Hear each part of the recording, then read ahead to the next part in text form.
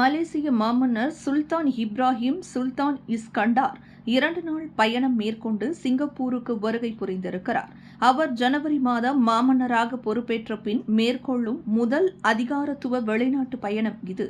மாமன்னரின் வருகை இருநாட்டு நல்லுறவை பிரதிபலிப்பதாக சிங்கப்பூர் வெளியுறவு அமைச்சின் அறிக்கை கூறியது.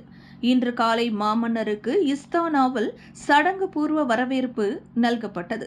மாமன்னரும் அதிபர் தர்மன் சண்முக ரத்னமும் மரியாதை காவல் அணியை பார்வையிட்ட பின் இருவரும் சந்தித்தனர். பிரதமர் லீ சியன் லூங்கும் மலேசிய மாமன்னரை சந்தித்தார். மாமன்னர் சுல்தான் இப்ராஹிமுக்கு இன்று இரவு அரசாங்க விருந்து வழங்கப்படும். நாளை அவர் நாடாளுமன்றத்தையும் தோம்சன் ஈஸ்ட் கோல்ட் ரயில் பாதையையும் பார்வையிடுவார். விண்வெளியில் மேலும் செய்திகளை தெரிந்து கொள்ள கீழே இருக்கும் பெல் பட்டனை அழுத்துங்கள்.